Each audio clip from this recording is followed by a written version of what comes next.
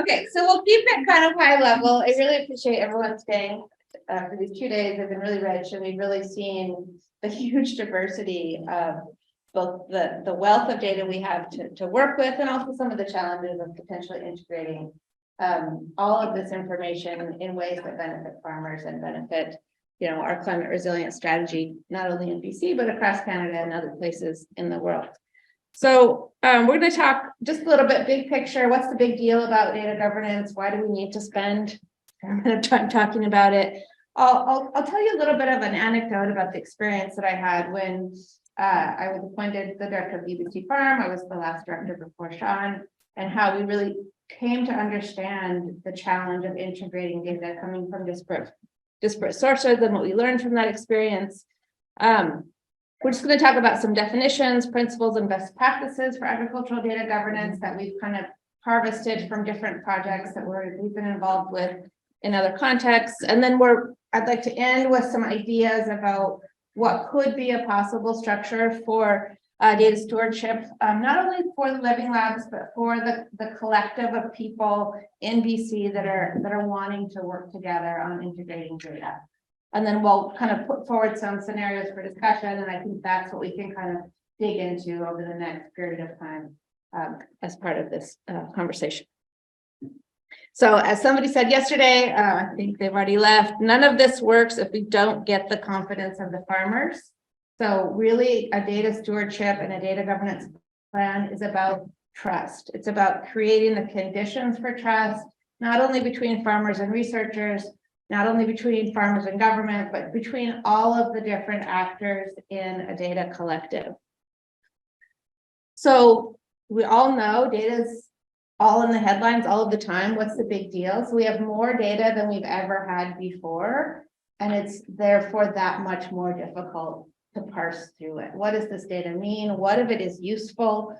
Who owns it? How is it being used, and for whose benefit? And so that we see a lot of, in farmer communities in particular, a lot of polarization around data, like I don't want anybody to have my data, or I want, open data all the time. And so there's a lot of a lack of consensus about the meaning of data and how it should be handled in the farming community. What we do know is that those with power over the development and governance of agricultural data do influence both policy and practice.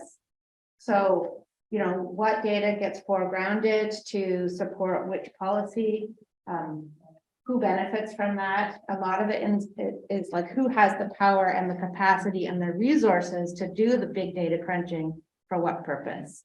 And so I think here we have a real opportunity and a responsibility to think about that. For whose benefit are we gathering data? What kinds of farmers, what kinds of farming, for whose purposes?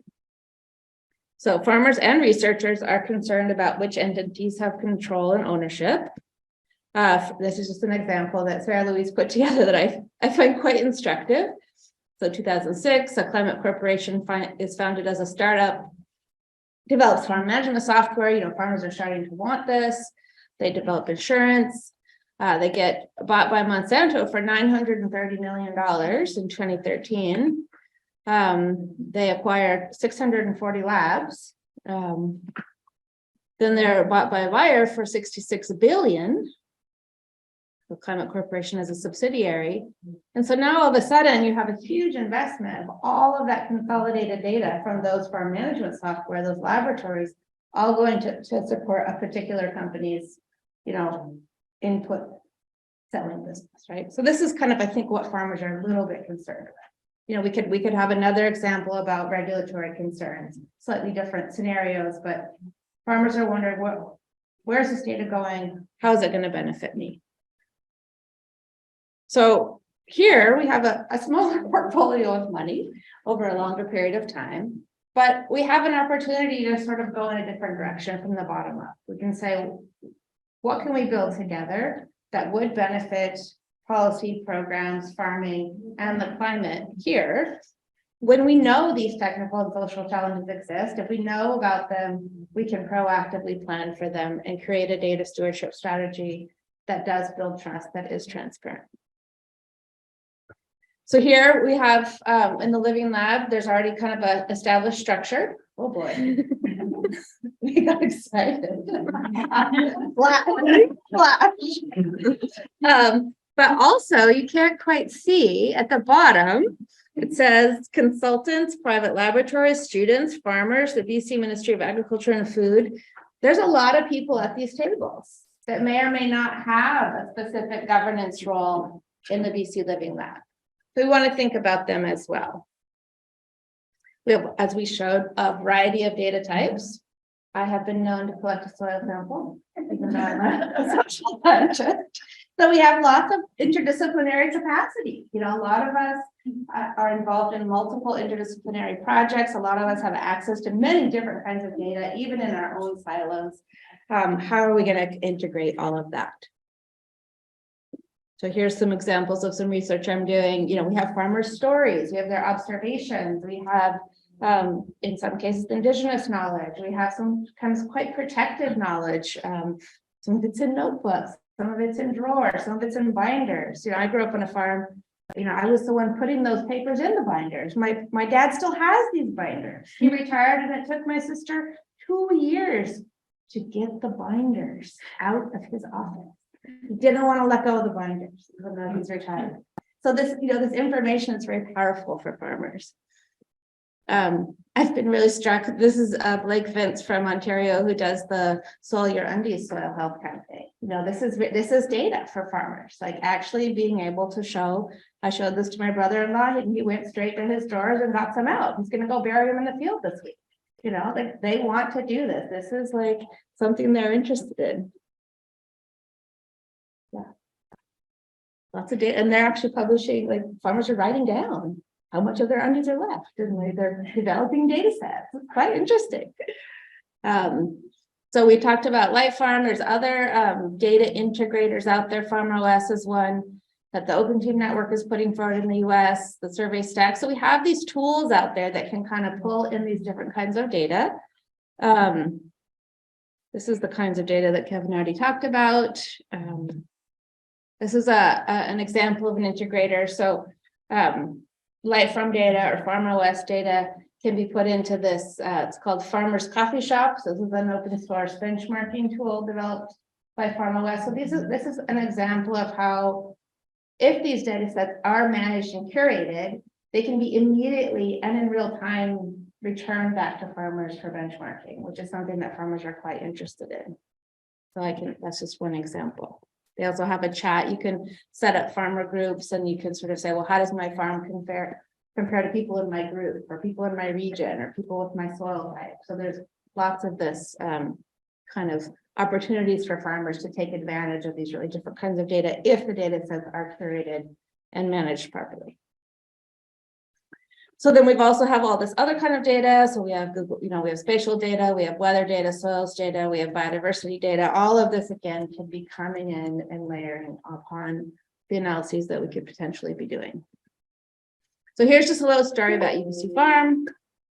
2015, I came onto the farm and has this lovely landscape with, you know, as they always portray, 200 different crop varieties being grown and all these students working. And I said, oh, you know, it's a sustainable farm. They said, well, so how do we know it's sustainable? And they're like, well, it just is.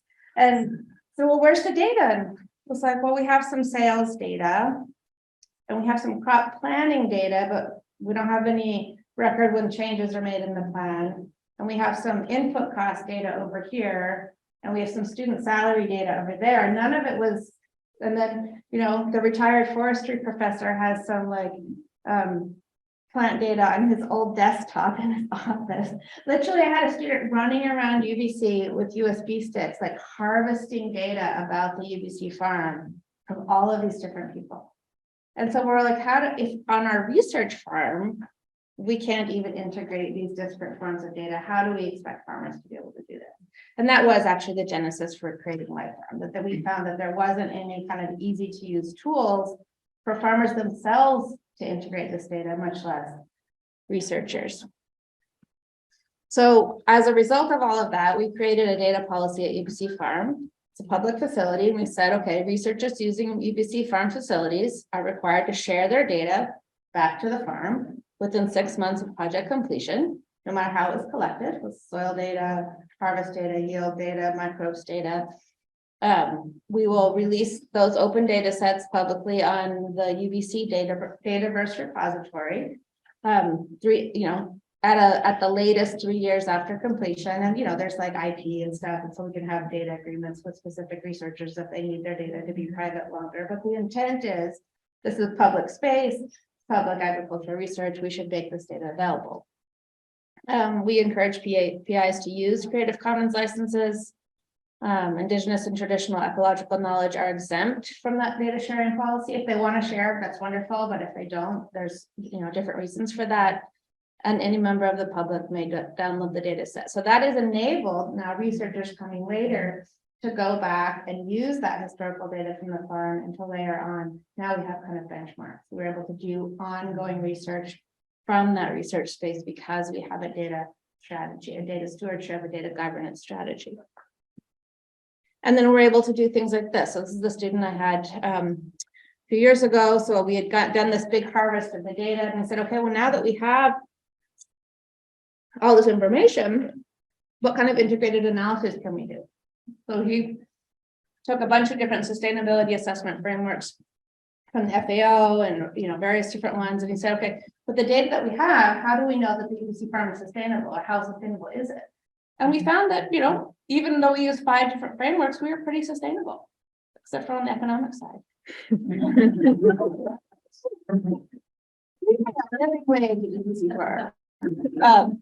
But anyways, this is an example of the kinds of things you can do when you're bringing in all these different kinds of data. There's no one researcher that collected all that. We were harvesting it from different researchers and then harmonizing it and kind of being able to do these kind of integrated analyses. So what is an open data framework? It's data that anyone can use, access, or share. It means making it online, accessible. It's cleaned, it has metadata, you know what's happening. Does not mean sharing private data. So I think that's a big confusion for farmers. The open data means sharing private data. It does not mean that. So open data is data that's already been cleaned and usually anonymized. Sometimes open data is personal data, but that's, we can go down that road in a longer conversation, but it doesn't have to be, and usually isn't private data. Why do we promote that? We think that it's important to unlock the power of data-driven solutions for agriculture, and that data should not be held privately, especially for, kind of in commercial instances, especially if it's publicly funded.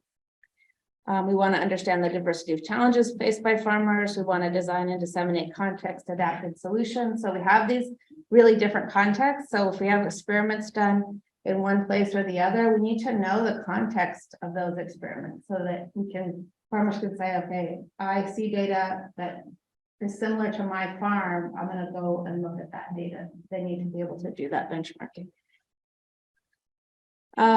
So again, the Dataverse portal that we use. So this is a permanent repository at UBC that's protected. It's like a library. And so it's a long-term solution. So researchers come and go. Farm directors come and go, but UBC will always have a library. It will always have a public repository that can safely and securely store data sets. So that's an example of a repository. So UBC Farm is a research farm. Living labs are real farms run by real people that may or may not be interested in open data. So that's question 1. Therefore, a transparent and open process for data governance and stewardship is needed to build trust and this cross-sectoral research. So we heard from farmers, they're concerned about what we call data sovereignty. So their control over access and the use of their data. So one of the things that we heard from farmers a lot of times, people come to my farm all the time, they ask me questions, they take information, it never comes back to me. Like not even the data comes back to them, much less the analysis. And so one of the aspects of Light Farm that was really important is that farmers own their data and they have access to it in real time. So even if somebody else is coming along and like helping you with your soil or entering data, you can always go on your phone and see what's happening on your farm. Privacy, we've talked a lot about. Interoperability, we've already talked a lot about many more concerns and challenges when we kind of get into the big discussion. So thinking proactively about data stewardship and data governance. What is data governance?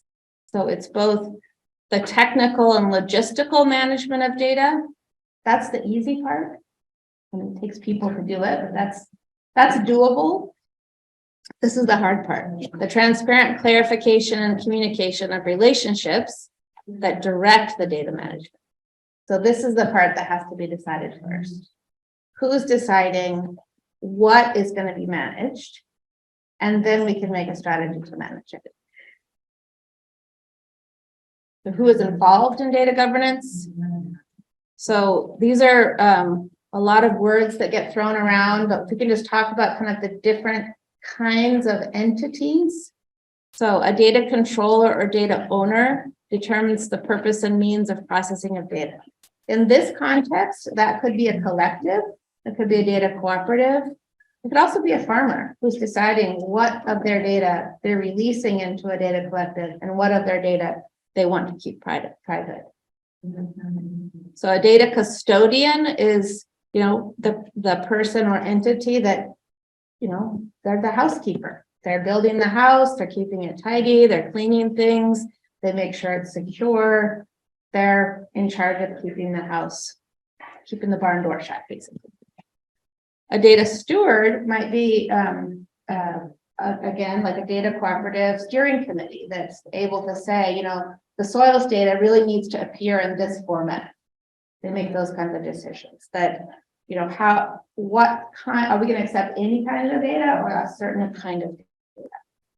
Making sure we're following the rules in terms of privacy policies, both our own privacy policies and legal considerations. And then there's data processors, which are, technicians, students, people who are cleaning data, uploading it, making the system run. So all of those things, all of those are not all the same person, okay, or the same necessarily entity. But working out who belongs in each of those buckets is really important. So on that data ownership piece, farmers should always own and have immediate access to data about their farms. Here we have producer groups taking a big role in the living labs. What capacity does each of those groups have to manage data sets for their constituents, and in terms of interoperability, anonymization? So I think that's something that I hear a lot with our one of our big projects that we have in Latin America with Light Farm. We have 7 producer associations, and each of those producer associations is doing some analysis of their own farmers' data from Light Farm. So, and then some that they're and then we, as a kind of data steward, are doing some cross. So each farmers organization doesn't have access to the other farmers organizations. They do their own analysis, but we have access to all of the farmers organizations' data. So we're doing some of that integrated analysis. And so it's a partnership. Consultants and researchers. So what data sharing and privacy agreements are signed between farmers, researchers, producer groups, and consultants? So if we're thinking about documents that we're having farmers sign, there might be lots of different kinds of documents. So where's the repository to have all the different examples of agreements so they can be tailored to the needs of particular commodity associations or particular farmers or particular projects? And then we have, lots of AFC considerations. We've talked a lot about geospatial data and aerial imagery. Who owns that? I don't know. I mean, some of this is public, some of this is, if I go and fly a drone over someone's farm, like, have they given me permission to do that? Whose data is that? So I think those are the kind of things also that need to be considered. We've just started digging a little bit into the Agricultural Climate Solutions Data Management Plan template, which has started to create kind of a common vocabulary for data that might eventually be shared to the federal Living Labs portal. It's pretty, I would say, simple, streamlined. They said who is going to use the DMP? All Living Labs participants. So it's not clear what they mean by a Living Lab participant. Is it a farmer? Is it a commodity group? Is it the AFC rep? Is it the science coordinator? So figuring out again who are these people that are going to make the decisions, I think is kind of where you're at now. Okay, so principles and best practices. We heard yesterday somebody talking about findable, accessible, interoperable, and reusable. We also talk about, we've learned a lot from a couple of different Indigenous data governance programs across BC, across Canada. Especially the First Nations Information and Governance Center has done a really good job of exploring the particular rights for First Nations and Indigenous data. They talk about ownership, control, access, and possession. So I won't go through all these. I think people that are interested can look at the slides and we can talk about them. But a lot of the principles around data sovereignty do apply to what we have heard from farmers in British Columbia, that they should be easy to find, they should be easy to access, they should be interoperable. A lot about collective benefit. So again, that conversation of who's benefiting from data governance, data stewardship, and data sharing.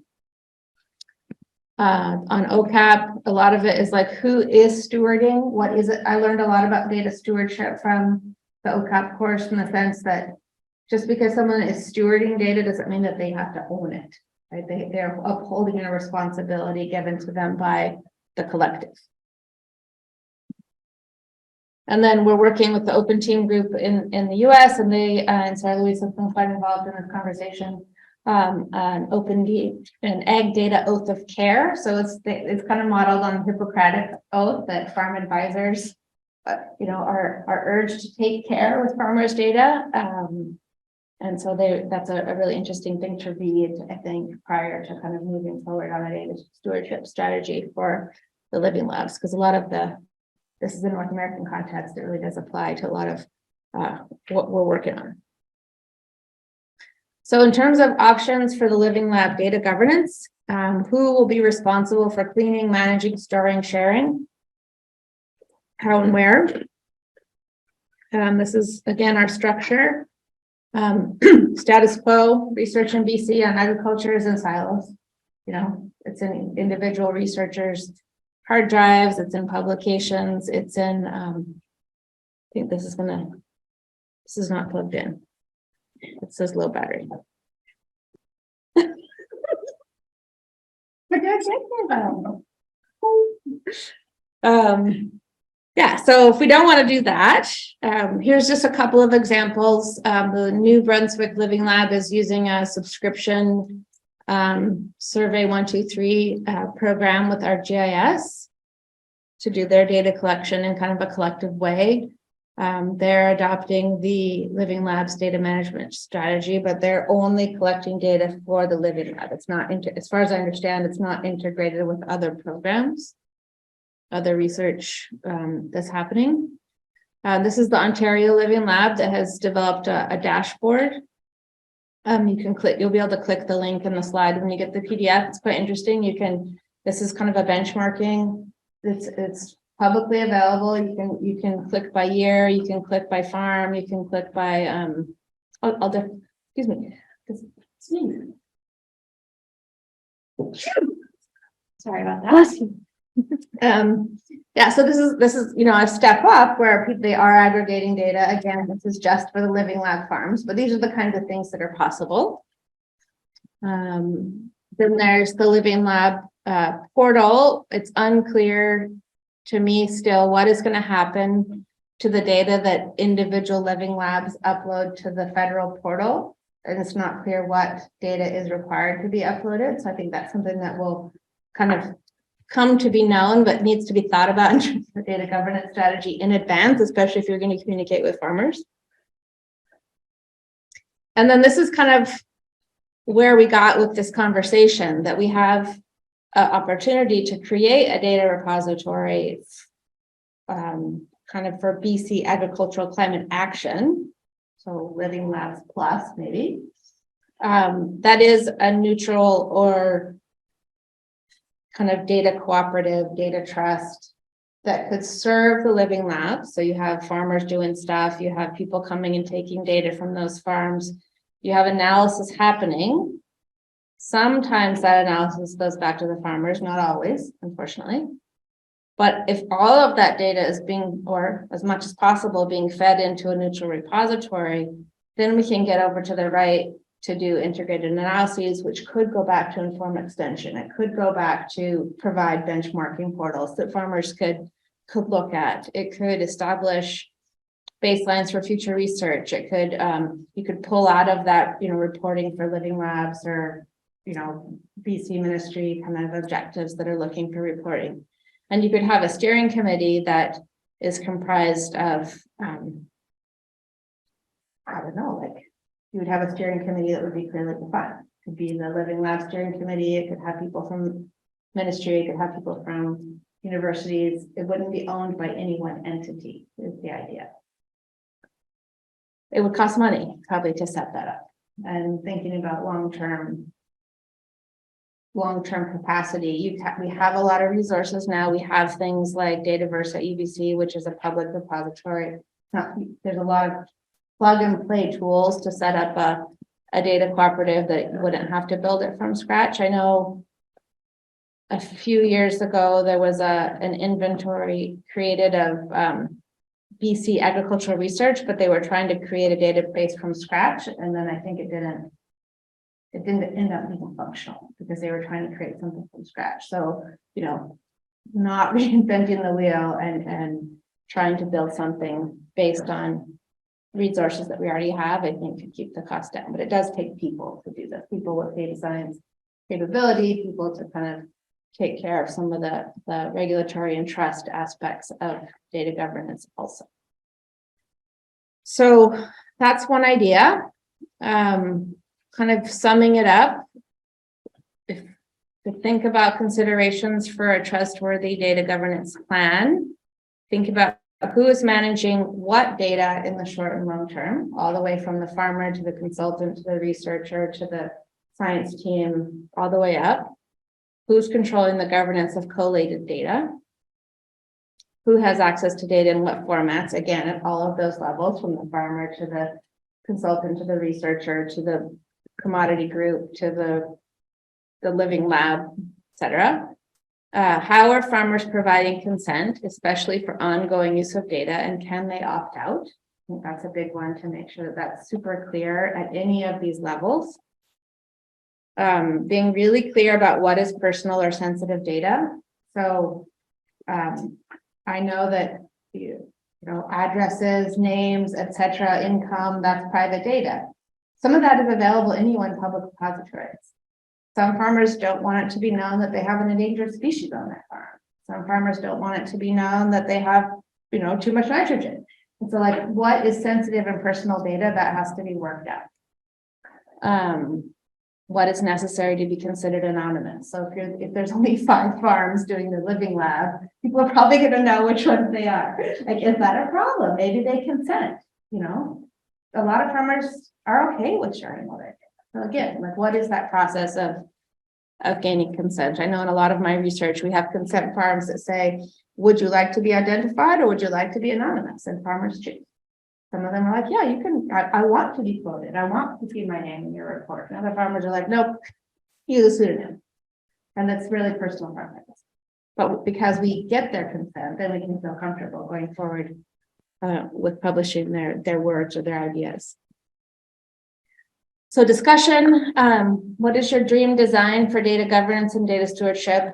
Kind of in this context, who do you think needs to be involved in initial and ongoing decisions? What needs does each producer group have for integrated analyses? So that's, I think, something that I haven't heard a lot about over the last 2 days, is the needs of the specific groups and the capacity of each of those groups. I think some groups have, research managers, like the BC Blueberry Association, maybe they have a lot of capacity to do data processing. Other groups may not have that capacity. And so figuring that out, I think, is part of the data governance. What are the pros and cons of a consolidated BC repository? What happens with all this data after the Living Labs project is over? So long-term stewardship and repository options. I think that might be, yeah. So that's kind of all I have for, we can kind of have a discussion. I'm going to show you 2 more slides, just that Sarah Louise did record a 90-minute workshop in the fall for BC Acorn, and so we'll make sure that the link is on the slide when it goes back, she kind of goes into a lot more of the theory and details about practical things around data protection. And then we are running these workshops over the next 4 or 5 months to explore ethical data governance. And so I think this will be an opportunity for us to dig some more into this topic. And there's a really great article here that Sarah Louise has recommended that talks more in detail about things like data sharing pools, data cooperatives, public data trusts, and to give us some of the vocabulary that you might need to create those data governance plans. So I think I'll leave it there. I think I'll hand it back to Shauna to facilitate our discussion, but it's a lot of information and I'm happy to talk about it. Yeah, that's great. Thank you so much, Hannah. It was such a great overview of the things to consider, some of the experiences you've had already. You know, there's been a lot that needs to be worked out on this topic, and I know it feels maybe like the chicken and the egg, like, you know, we still need to figure out the data protocols for collecting the data, but I feel like we kind of need to be thinking about this in parallel, especially because there is a desire to start collecting that farm data right away, and there isn't clarity yet around who the data is being shared with and how it's being shared with AFC and what the agreements are. So I think it's really helpful to think about this at the same time. Are there questions for Hannah, or do people, you know, want to make any comments around some of these things around, you know, what could it look like? And, you know, maybe what some of the pros and cons are of doing this sort of like having a data steward for agricultural data. Big questions for a Friday. So I have a couple of general questions, if I might. Again, I don't know if I'm butting in or not. Actually, there's one person I'm going to go to first, and then. Oh yeah, sure. No, by all means, by all means. I know it's hard because we can't see the room. Yeah.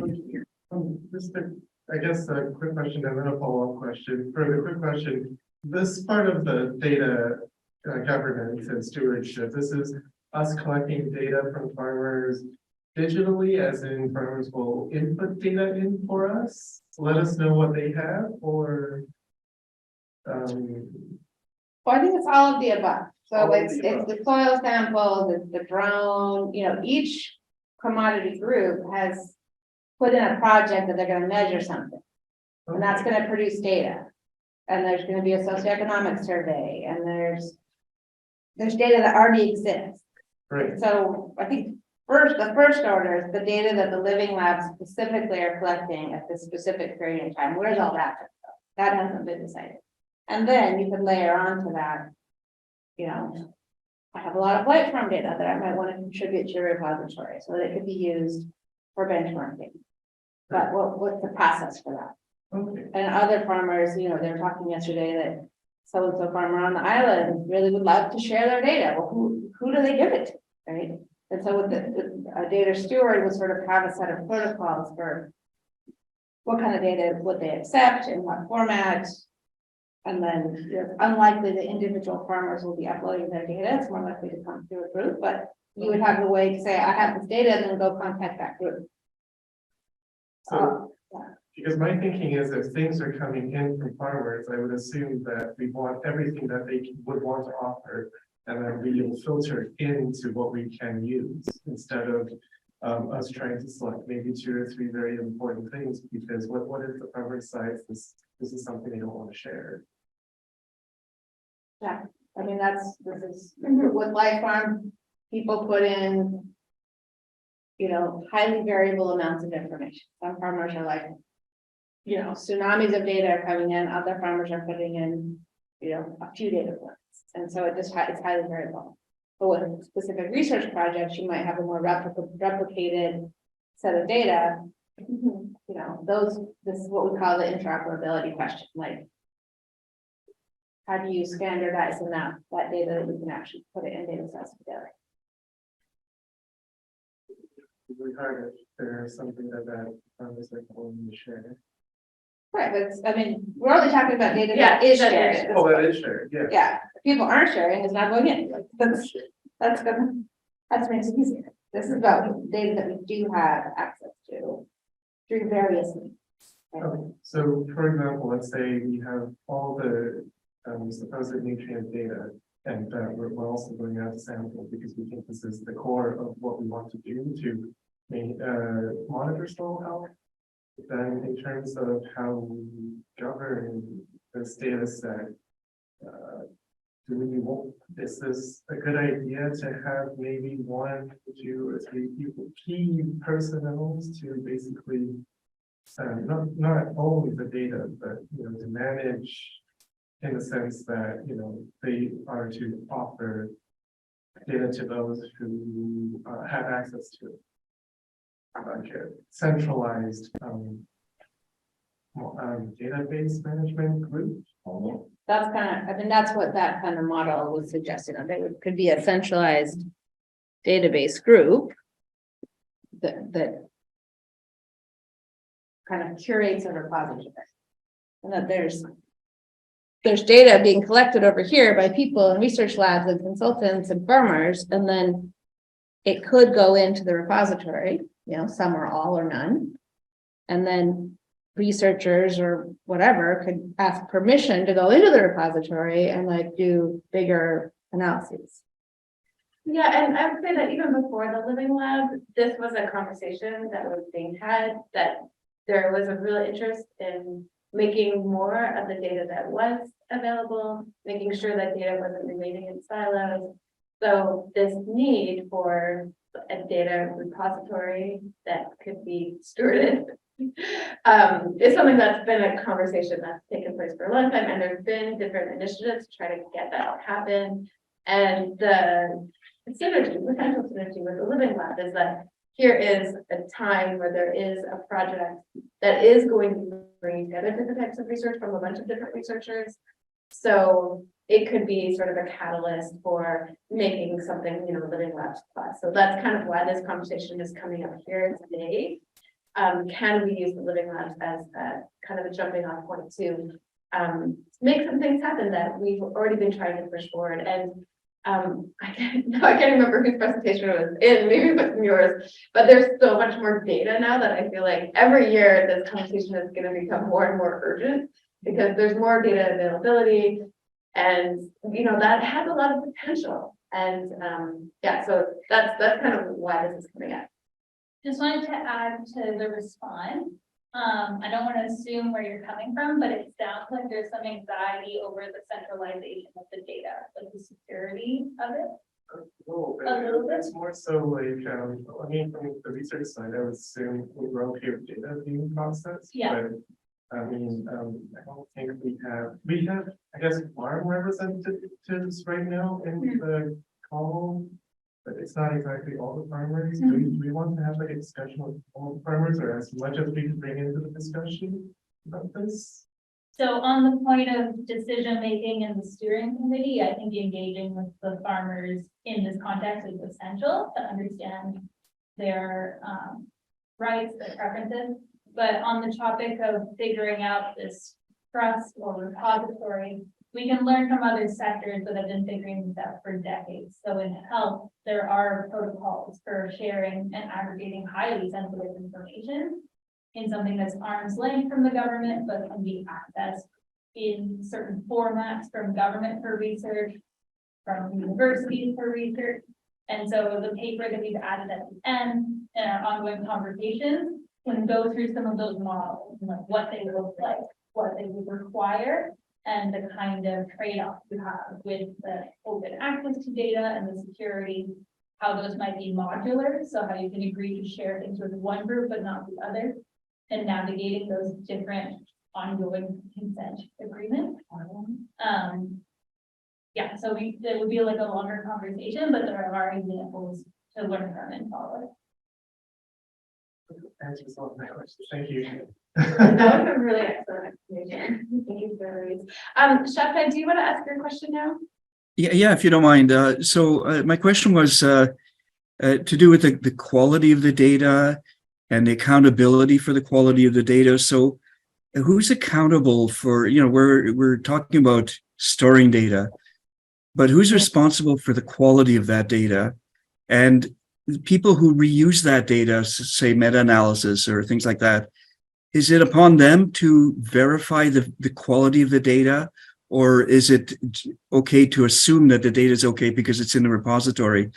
And, as an addendum to that, data often needs context. So just numbers by themselves is just simply not enough. So you need to know, for example, what instrument the carbon was analyzed on, or how many times, what kind of calibrations or standardizations were done. So, are there requirements along those lines when you put in data to provide the context for the data? And I'll just give one example of what concerns me.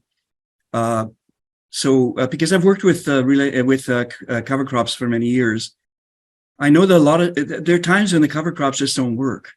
And when the cover crops don't work, you don't publish the paper because you don't have data to publish. So that data doesn't get reported. So there's a skew in the perception of how often the cover crops work. And that kind of thing, it kind of concerns me in the general, context of what the data looks like. So anyway, a lot of stuff in there.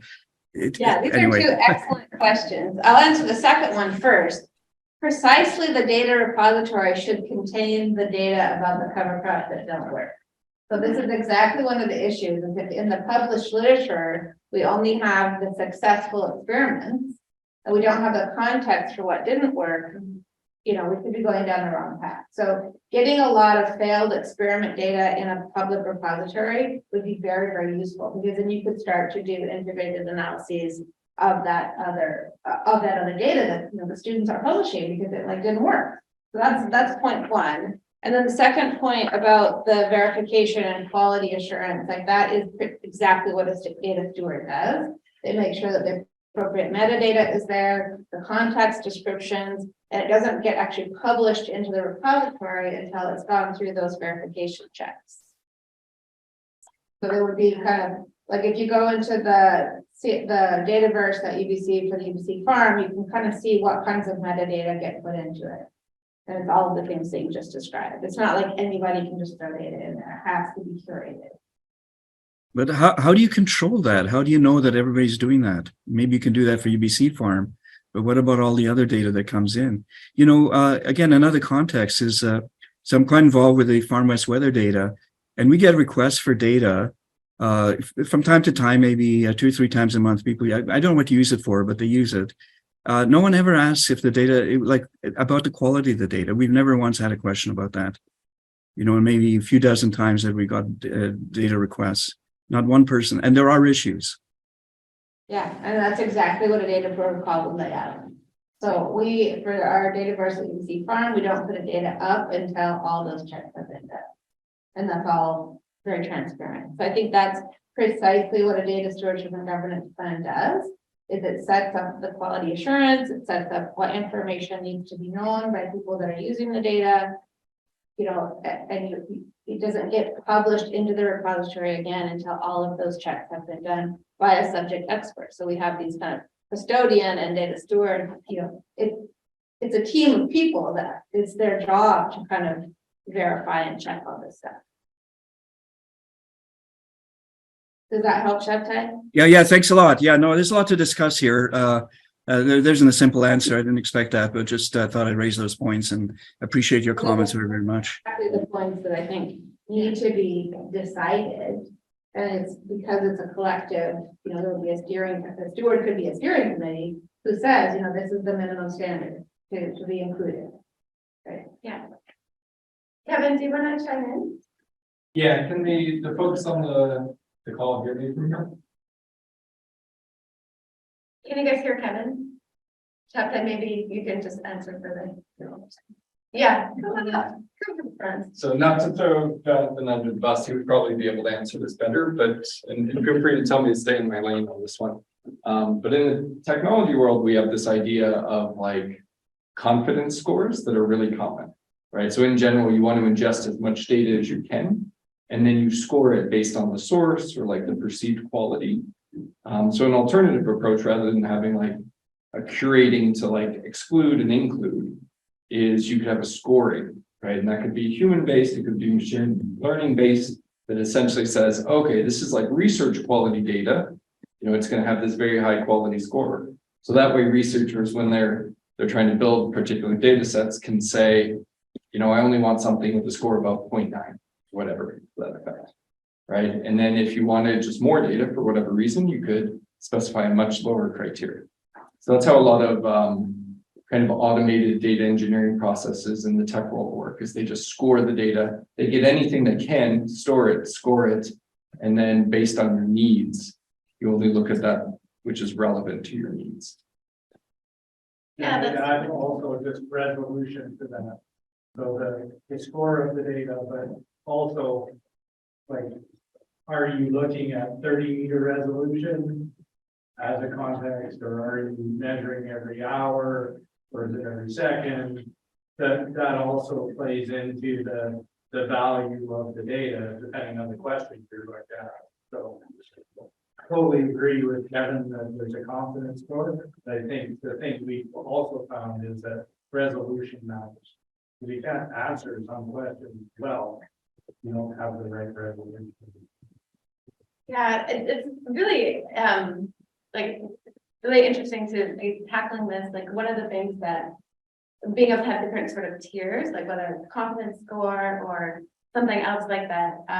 One of the opportunities through the living labs, and I think this is also something that the Ministry of Agriculture is interested in supporting more of, is farmer-led trials, like where farmers are doing research on their farms.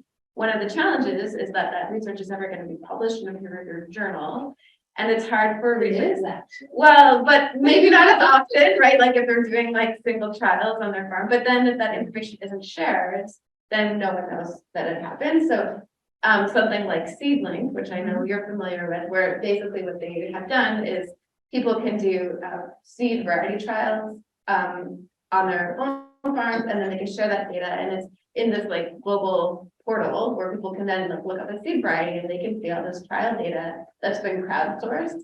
And that's information that was never available before, and now it is. And it kind of gets but people know like what the background is on it, so then they know what level of confidence to have.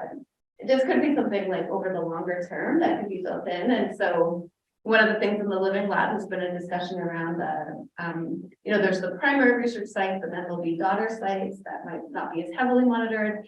But, there could be ways to also bring in the experience and data collected from those farms into something that's more common. So, and for regional, like farmers, one of their big challenges in BC is there's no regional information.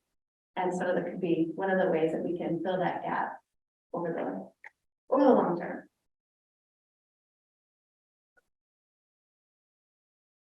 Do other people have questions for Hannah, or maybe it's time for us to wrap up our 2 days together? I hate to have the last word, so I feel like one more person has to have a question. Go for it. I just have a question about the research ethics. And what point it was triggered. So there'll be many of us who'll be working on collecting management data at the farm level and soils data. Won't be maybe dealing with any of the economics. There'll be another person that will be dealing with that. Obviously, the economic data seems like that pooled data will be a BREV. There will be someone who's going to be putting in a BREV for that. The rest of us, where do we sit in that BREV? And like, do we have a single BREV that covers the project, or do you have a sense of a strategy there? There's lots of ways to do it. What we've done in some projects is, like, I have a BREV that covers my socioeconomic human subjects data, and then I say I am also collecting soil ecological data. I'm also using secondary data sets, and I lay that out in the BREV. And so that's on the kind of UBC side. When I'm talking to farmers, I always tell them where this data is going. Right, so even if it's all, that's where the trust piece comes in, right? If you're on a farmer's farm, you're not required by UBC to do a BREV. That's a whole other conversation, why not? But you would be telling that farm, because you have a relationship with them, that this is probably what you have, and that this data will go into research publications, and it could be put into a provincial repository. And, you know, you're gonna protect their privacy. Like, that's a conversation you probably have with farmers anyway, right? So it may be having an info sheet that is collectively prepared by the living labs or by the repository that can be handed out, saying, FYI, you know, you've agreed to do this research, this is where the data will eventually live, and this is how you can get it back if you want. I think that's another benefit of having a repository, is that it does allow farmers to get their data back.